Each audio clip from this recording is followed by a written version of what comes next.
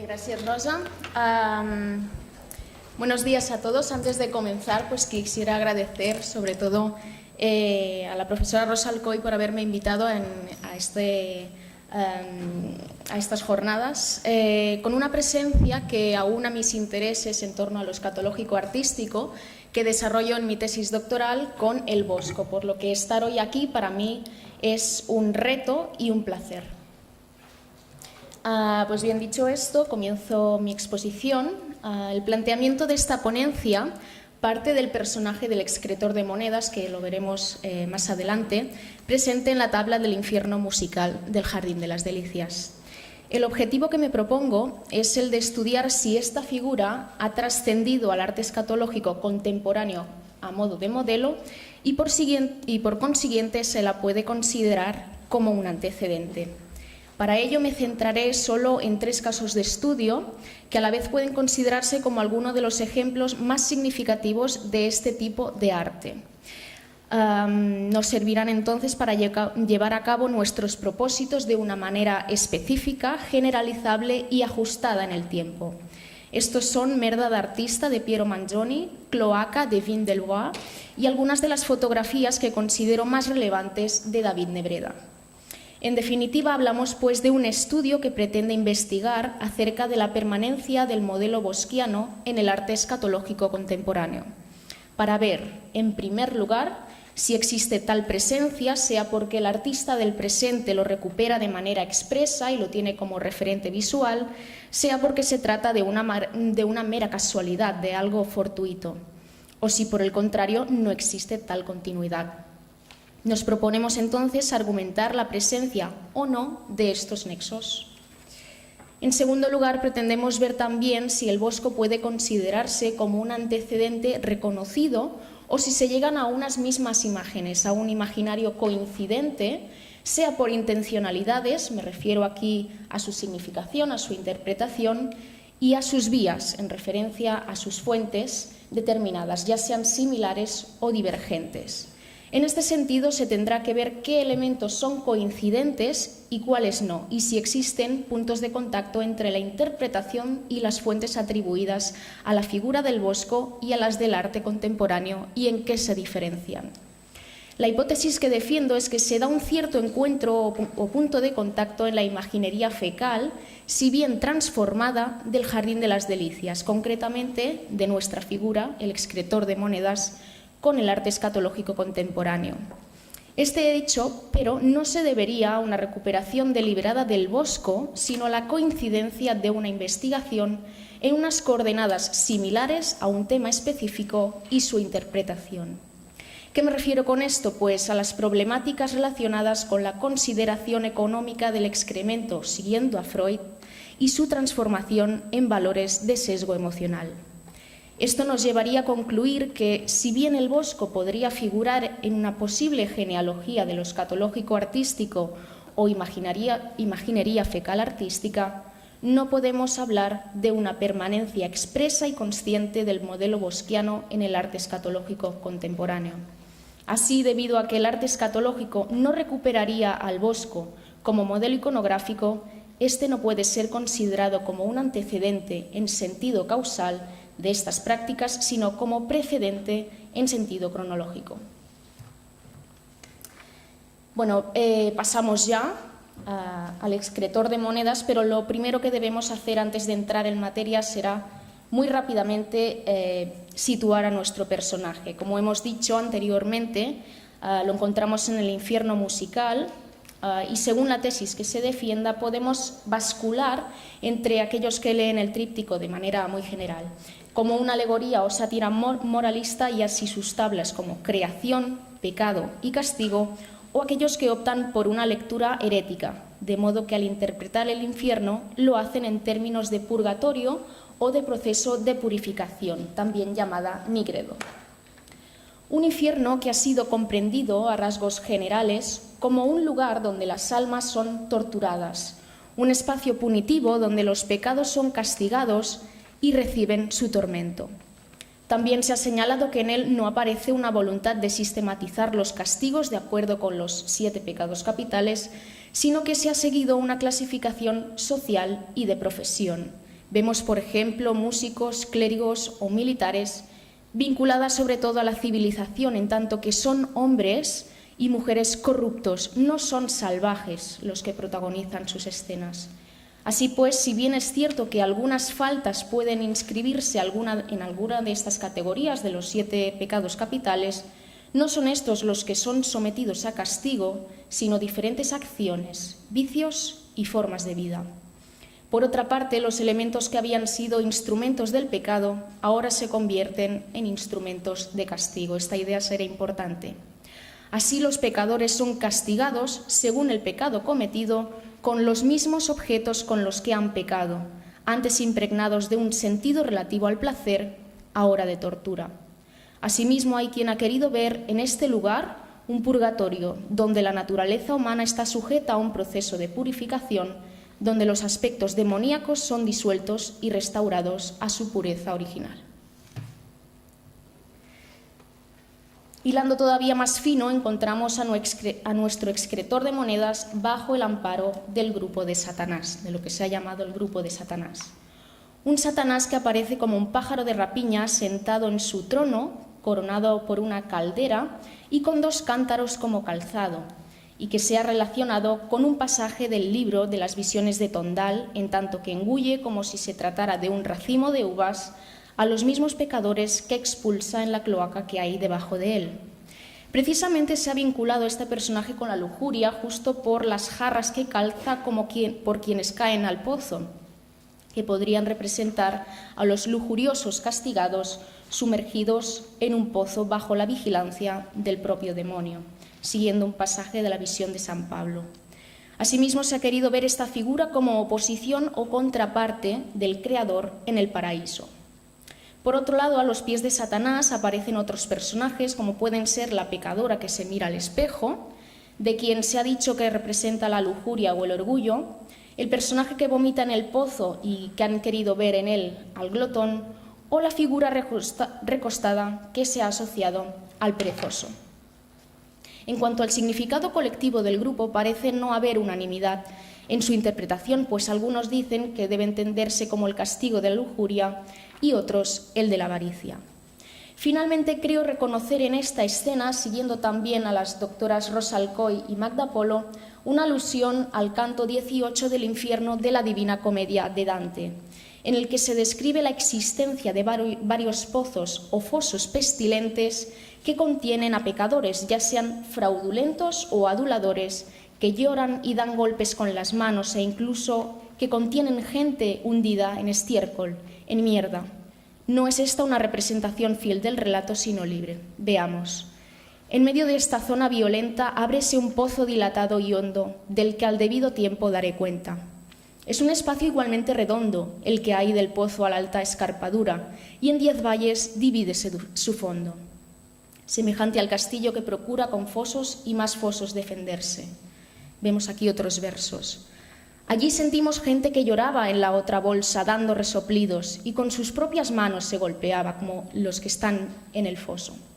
De un sarro están los muros guarnecidos que trae de abajo un hálito asqueroso por el que ojo y nariz son ofendidos. Depende de la traducción de este pasaje, se dice incluso que hay personas que se asoman en él y vomitan, como el que vemos, como el personaje que vemos. Y dice, tan oscuro es el fondo de este foso que solo puede verlo el que ha llegado donde el arco se eleva más airoso. Allí fuimos y luego contemplado gente hundida en estiércol, se dirían letrinas humanas cosechado. Mientras mi vista al fondo recorría, vi a uno con tanta mierda en la cabeza que ni laico ni fraile parecía. Bien, después de este recorrido llegamos por fin a nuestro personaje, que es el excretor de monedas, y que podría ser descrito como aquella figura que está de espaldas al espectador, en cuclillas, a quien no vemos su cara ni muestra tampoco ningún atributo que haga pensar quizás en alguna clase social o profesión determinadas. Solo nos encontramos ante su desnudez y el acto de defecar monedas de oro en el pozo donde van a parar los pecadores devorados por Satán. Para abordar a nuestro personaje hemos realizado una revisión bibliográfica a partir de la cual hemos llegado a la conclusión de que existen 2 principales vías de investigación. Una, que es la más seguida entre los distintos autores, como se muestra en pantalla, que es la moralizante, y la que menos, pero no por ello menos importante, que es la alquímica. Por lo que respecta a la moralizante, identifica al excretor como un avaro que es castigado haciéndole expulsar las monedas de oro. Así, el amante del dinero y la ganancia derrama el exceso pecaminoso de su vida en el sumidero de la muerte y la perdición. El excremento que debería haber defecado el avaro se convierte así en monedas, esto es, el objeto de vicio del avaro, lo que decíamos anteriormente. Si queremos buscar paralelismos iconográficos en la misma obra del Bosco, este también tratará el tema del avaro en otras de sus obras, como es el caso de la que se muestra en pantalla, en la que el avaro, en su lecho de muerte, en lugar de elegir la buena conducta cristiana, acaba aceptando la bolsa que le ofrece el demonio y pues cae en la tentación. Igualmente, el Bosco ilustraría otra escena de la avaricia en el círculo central de la mesa de los pecados capitales que hemos visto durante estos días, donde el juez acepta un soborno y se queda con el dinero de las dos partes en litigio. Una solución quizás más próxima a la que veíamos en el Jardín de las Delicias es también la que aparece en la mesa de los pecados capitales, en concreto en el círculo inferior izquierdo que ilustra la postrimería del infierno. En esta ocasión, las almas avarientas se cuecen en un caldero en el que los demonios parecen vomitar monedas. Pero sea como sea, ninguna de las anteriores es una representación totalmente coincidente con la nuestra. Para encontrar entonces su modelo más inmediato, su modelo más exacto, esto es, la representación del avaro defecando monedas o tragando las que defeca algún ser diabólico, tendremos que ir a imágenes anteriores del gótico como las de Burgos, Amiens, Estrasburgo y Goslar, como la que aparece en escena, en la que se reproduce el castigo del avaro dentro de sus muchísimas variaciones, precisamente haciéndole defecar monedas. También existe otra variación del mismo motivo, en la que no es un avaro el que defeca monedas, sino un mono, en esta ocasión en las marginalias de los manuscritos de principios del siglo XIV. En el primer caso que se muestra en pantalla se ve efectivamente al animal que defeca 3 monedas en un recipiente dorado, mientras que en la segunda imagen se ve un personaje híbrido que expulsa monedas de oro en un receptáculo sostenido por un mono. Solo he encontrado esta imagen que está en blanco y negro. Llegados a este punto, nos conviene recordar una idea, y es que nuestro excretor es un personaje desnudo, sin atributos que nos recuerden a una clase social determinada o profesión. Digo esto porque muchas de las representaciones del castigo del avaro van dirigidas, a modo de burla, escarnio, crítica y sátira moral, a la clase mercantil y clerical de la época, que venían a aumentar sus riquezas y bienes de manera ilícita, por ejemplo, con la venta de reliquias, falsificación de testamentos, venta de monedas falsas por parte de los cambistas, defraudación del peso o las medidas del producto que ponen a la venta los mercaderes, u otros muchísimos fraudes, mentiras y perjurios por parte de banqueros, carniceros, acuñadores de moneda, pañeros, etc., en línea con otras muestras de arte y literatura satírica de la época. Se censuraba y condenaba así la avaricia que comenzó a proliferar a partir de la formación de la economía comercial entre los siglos XI y XIV, y que el franciscanismo y la devotio moderna pretendían eludir con la práctica de la pobreza.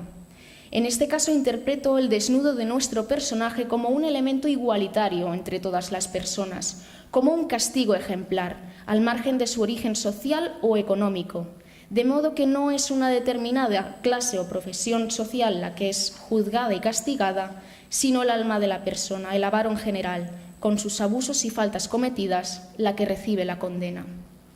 El castigo es entonces igualitario y se extiende a todos los que han desatendido los avisos. Y en cuanto a la interpretación alquímica, se dice que esta misma conversión que antes comentábamos del excremento en oro pudiera hacer referencia al proceso de transmutación de la materia que ya la doctora Magda Polo nos ilustró el lunes. De la putrefacción se obtendría el oro de los alquimistas, análogo al sol y a la piedra filosofal. Incluso hay quien, como Jacques Comte, cree que la figura del excretor hace alusión a la herejía de los alquimistas, aquellos que, en lugar de trabajar por ofrecer al hombre, con un perfecto balance de humores, un retorno al segundo Edén, reclamaban falsas transmutaciones y practicaban trucos únicamente para obtener beneficios económicos.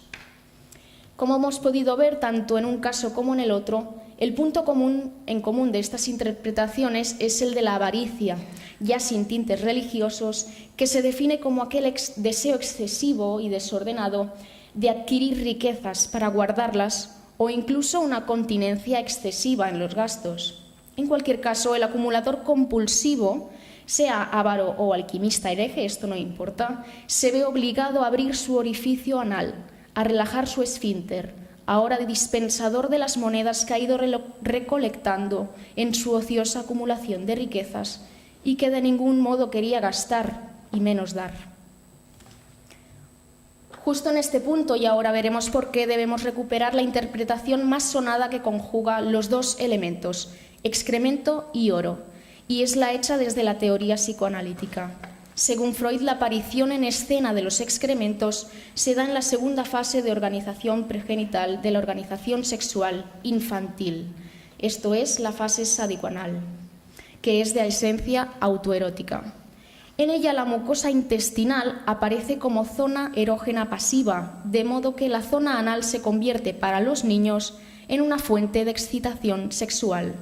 Es por ello que los trastornos intestinales o el retraso expreso en el acto de excreción deben entenderse como actos que los niños desarrollan para procurarse placer anal, puesto que el paso de la máxima cantidad de heces por el esfínter y las contracciones que se producen como resultado de ello son placenteras y voluptuosas. Por eso decía que el acumulador compulsivo del bosco es obligado a abrir su orificio anal. Se le prohíbe la producción de placer anal por la retención de deposiciones mediante lo que podríamos llamar la represión primaria, pero también, y sobre todo, se le prohíbe la retención de dinero. De hecho, Freud cree que a lo largo del crecimiento y del desarrollo humano, aquellos que en su infancia gustaban de retener sus deposiciones desarrollaron rasgos de carácter anal caracterizados por el orden, la tenacidad y, en lo que a nosotros nos interesa, la economía, es decir, son personas ahorradoras y a veces avaras.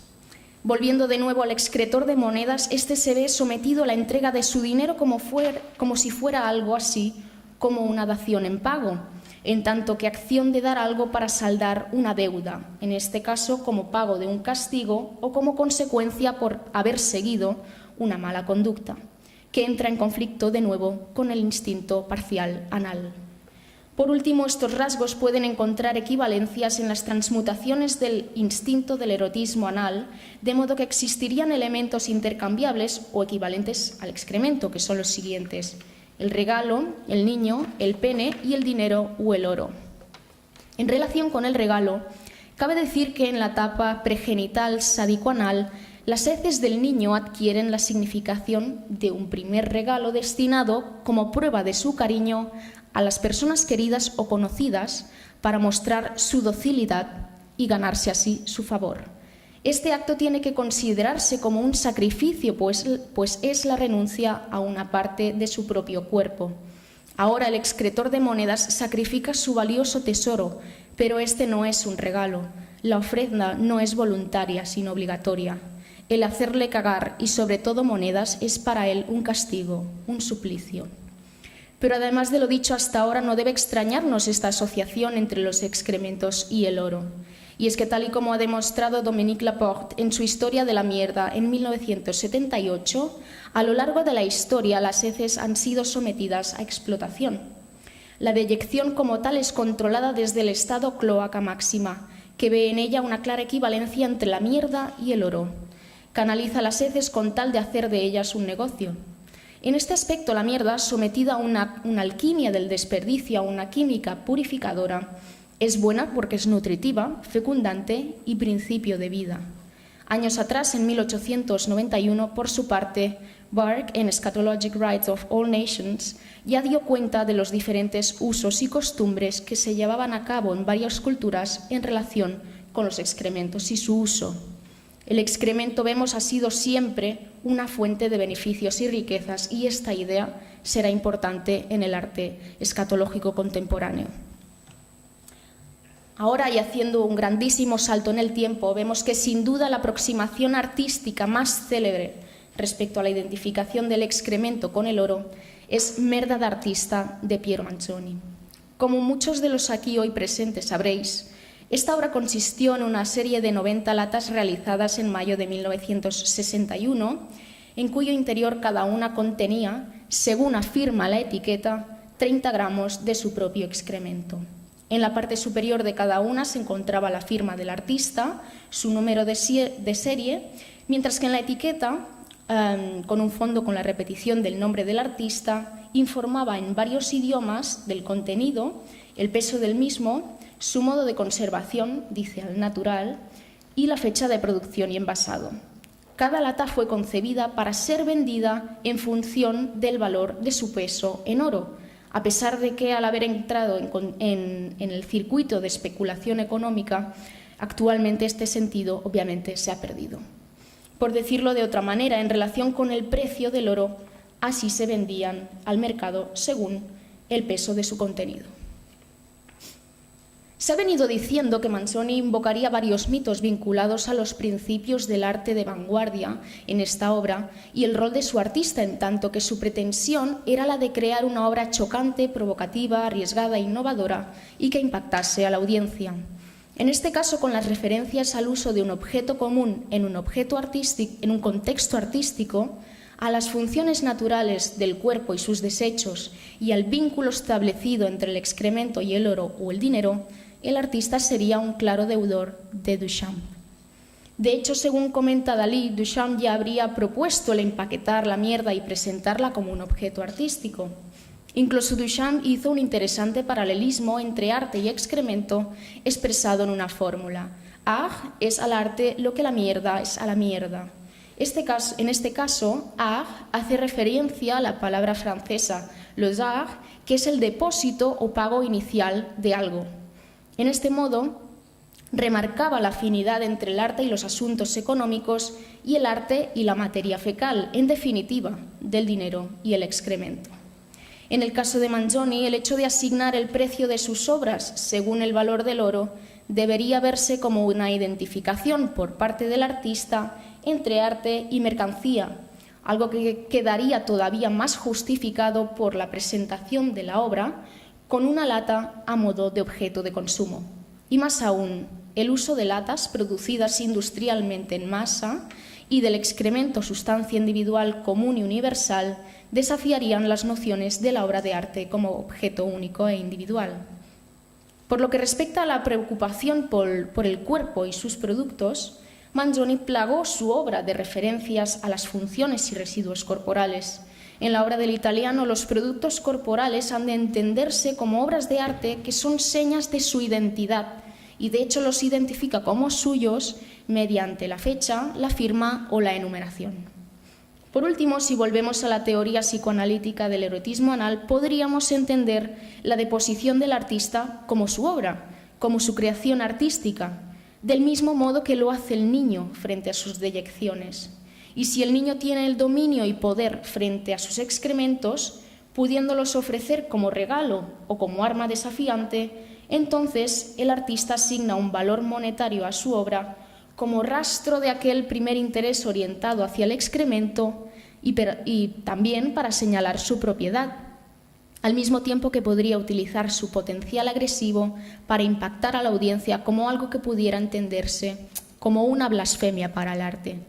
Esta interpretación es sostenida, la de la teoría del erotismo anal, además por el hecho de que la teoría freudiana del erotismo anal sería desarrollada por Norman O'Brown en Life Against Death, The Psychoanalytic Meaning of History, publicado justo 2 años antes de la realización de la obra del artista italiano, y hay quien dice incluso que Manzoni leyó a Brown. Con posterioridad, y como veremos, Manzoni se convertirá en uno de los modelos del arte escatológico contemporáneo, pero no el Bosco. La siguiente obra con la que quisiera confrontar la continuidad del modelo bosquiano es Cloaca, del artista belga Wim Delvoye. Se trata de una instalación realizada en el año 2000 que toma el nombre del sistema de alcantarillado romano, la cloaca máxima, y pretende simular el sistema digestivo humano, desde la boca hasta el ano y su producto final. Construida gracias a la colaboración de científicos de la Universidad de Amberes, su funcionamiento es el siguiente. La máquina es alimentada 2 veces al día con comida proveniente de los restaurantes de la ciudad en cuyo museo en ese momento está instalada la obra. Posteriormente, la comida circula por el tracto digestivo de esta máquina, que está formado por 6 recipientes mantenidos a temperatura corporal y controlados por un ordenador, lo que podríamos llamar su sistema nervioso, que se encarga de introducir ahí bacterias, enzimas, pepsina, pancreatina y ácido clorhídrico. Después de pasar por estos contenedores, la mayoría del líquido es eliminado, mientras que la parte sólida se expulsa en forma de excremento, como vemos, en una cinta transportadora giratoria. El producto final, el excremento, es vendido envasado al vacío dentro de una caja de resina por nada más que $1000 y a modo de múltiple. En este sentido, puede recordar a la mierda enlatada de Manzoni, ya que su producto final es vendido como un múltiple, como un producto artístico y de consumo más. Pero en esta ocasión no encontramos la asociación entre el precio, del precio con el oro. Mediante esta obra, Delvoye toma el acto de excreción, aquello que es privado, no solo debido a la arquitectura del cuerpo, del lavabo y de la cloaca, sino también por las normas sociales, y lo hace público. Lo que es ausente en la sociedad es presente en la naturaleza y ahora también en la sala de exposiciones. Gracias a ello presenta lo que se ha venido ocultando, relegando al espacio de lo privado y la vergüenza para que el espectador sienta interés por el acto común de hacer las necesidades. La sensación de alivio producida por el acto fisiológico parece trasladarse así al plano del receptor, que por momentos se olvida de los llamados por Freud productos de reacción, esto es, el pudor, la repugnancia y la moral, y expresa placer, asombro y una liberación frente a sus propias funciones corporales. Despegado de cualquier consideración moral, esteriliza y mecaniza el proceso de defecación, pero no lo hace en aras de realizar un experimento científico. De hecho, su propósito no es de ningún modo experimental, sino todo lo contrario.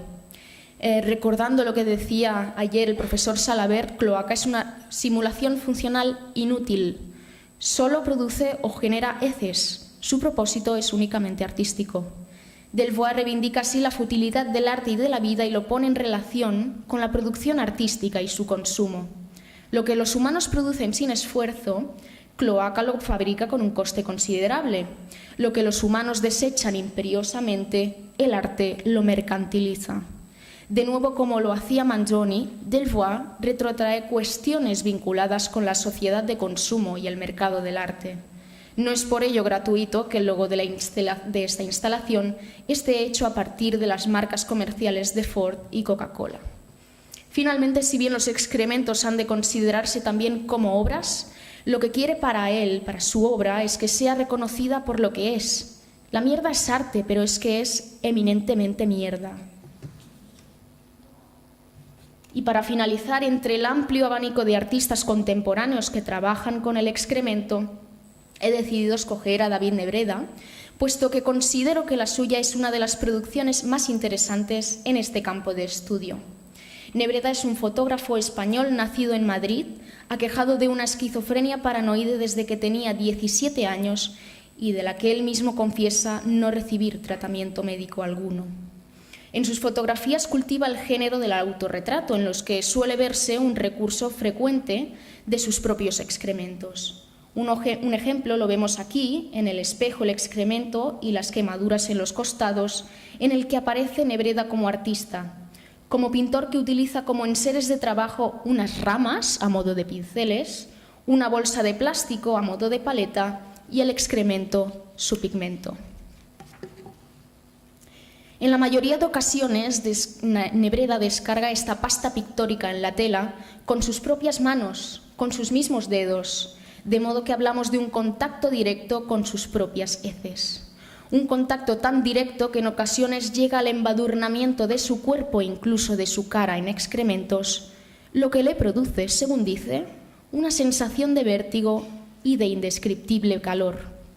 Parece haberse producido en Nebreda la fijación del instinto del erotismo anal. Al contrario que el escritor de monedas del Bosco, Nebreda no tiene ningún problema en relajar su esfínter, en abrir paso a sus heces, y no porque sea generoso en el sentido contrario del avaro o del retentor anal, sino todo lo contrario. Estamos delante de otro acumulador compulsivo, pero en lugar de dinero, de heces. Y es que es bien sabido que se dedica a acumular sus propias deyecciones en la nevera de su casa hasta reunir la cantidad suficiente como para realizar una obra o algunos de los rituales de autoagresión que se perpetran en el seno de su enfermedad mental. De hecho, el uso del excremento como forma específicamente plástica ha de comprenderse como una actividad catártica, terapéutica, un ejercicio de demostración de la propia existencia, de la conciencia de su identidad, creada a partir de la nueva imagen de sí proporcionada por la fotografía, el doble fotográfico. Así, la producción fotográfica de David Nebreda debe entenderse como un proyecto vital de regeneración, íntimamente ligado a la esquizofrenia que padece, el desarrollo de la cual le hace crear una nueva identidad, una nueva realidad exenta de los motivos de disgusto del anterior. Su obra entonces es fruto de una necesidad propia, subordinada a la consecución del proyecto vital al que única y simplemente testimonia. Podría decirse que con el contacto con sus excrementos se da un volver a nacer de nuevo, un surgir de su nueva identidad, pero también un regreso a la experiencia del neonato, al contacto con los excrementos en el momento del nacimiento, pero también del tiempo en el que el niño jugaba con ellos y los manoseaba en sus experiencias más tempranas, sin atender obviamente a los dictados de la educación. Y por si quedaba alguna duda de si este contacto le producía una experiencia positiva o negativa, traemos a colación esta cita. De ella se desprende una sensación no de dolor o de sufrimiento, pero tampoco de placer, sino de plenitud, omnipotencia y orgullo. La satisfacción que sentía el avaro por acumular riquezas ahora se convierte en una satisfacción emocional. Tanto es así que Nebreda rinde homenaje y culto a los excrementos, a los que consagra y es consagrado con ellos. El artista dice así: ¿cómo dar a entender las sensaciones provocadas por mi sangre y mis excrementos? Sensaciones primarias de reconocimiento, de plenitud, de alegría, de ternura, de identificación lejana, de amor. Los he recogido y guardado, los he tocado, manoseado, he recubierto mi cara y mi cuerpo con ellos. Los he introducido en mi boca, los he conservado en secreto hasta el día de mi sacrificio. Mi sangre y mis excrementos son los únicos elementos para establecer y reconocer la mitad de mi patrimonio. Y ya para finalizar mi intervención, llegados a este punto, pasaré a enumerar las conclusiones a las que he llegado en esta investigación. En primer lugar, y confirmando mi hipótesis inicial, no existe una recuperación del excretor de monedas del Bosco como modelo iconográfico en el arte escatológico contemporáneo. Esta figura no puede ser comprendida como un antecedente en sentido causal, pero sí en sentido cronológico, de modo que el Bosco puede figurar entre los precedentes en una posible genealogía de la imaginería fecal, si bien no podemos hablar de una permanencia expresa y consciente del modelo bosquiano o de una recuperación deliberada de éste en el arte escatológico contemporáneo. Sin embargo, creo que estos dos mundos no están tan apartados como a simple vista pudiera parecer. Y es que creo haber podido demostrar, en segundo lugar, que existe un cierto punto de encuentro o punto de contacto entre la imaginería fecal de ambos casos. Este hecho se debería a la coincidencia de un tema, pero no, como apuntábamos hipotéticamente, también en su interpretación, que ha resultado ser divergente. Me estoy refiriendo a la consideración económica del excremento y a su transformación en valores de sesgo emocional. Este punto de contacto y su posterior interpretación desigual no es causal o fortuito, sino fruto de las diversas actitudes que se tienen frente a las funciones corporales, que difieren de acuerdo a las normas sociales y culturales imperantes del momento y del lugar. En el caso del Bosco hay que tener en cuenta dos hechos. En primer lugar, que será a partir de Lutero cuando la cultura alemana y por extensión la europea fue obsesionándose con los problemas de la analidad, la pureza y la limpieza, de modo que podríamos ver ya, intuir en el Bosco una actitud pareja. De hecho, este cambio frente a la consideración del excremento también puede verse en De Civilitate Morum Puerilium, un manual de conducta de Erasmo publicado en 1530, en el que se enseñaba a los jóvenes cuál era la conducta correcta frente a los excrementos y otros productos fruto de las necesidades corporales. Y en segundo lugar, y ligado con lo anterior, que la obra del Bosco demuestra y reafirma la consideración negativa de las heces, en tanto que se asocia a conductas dañinas vinculadas a lo económico. Así, si el dinero se asocia a lo malo y el excremento se asocia al dinero, consecuentemente, el excremento también es visto como algo malo. En cambio, el arte escatológico contemporáneo parece recuperar la noción del excremento como fuente de beneficios y riquezas, como decíamos, de tal modo que veremos desde su vinculación con el mercado del arte, en tanto que producto, objeto de consumo y objeto artístico, hasta su uso artístico para beneficio propio. En definitiva, los artistas que han demostrado progresivamente un interés hacia su cuerpo y sus funciones corporales utilizan el excremento como parte de un intento por reconstruir la propia identidad.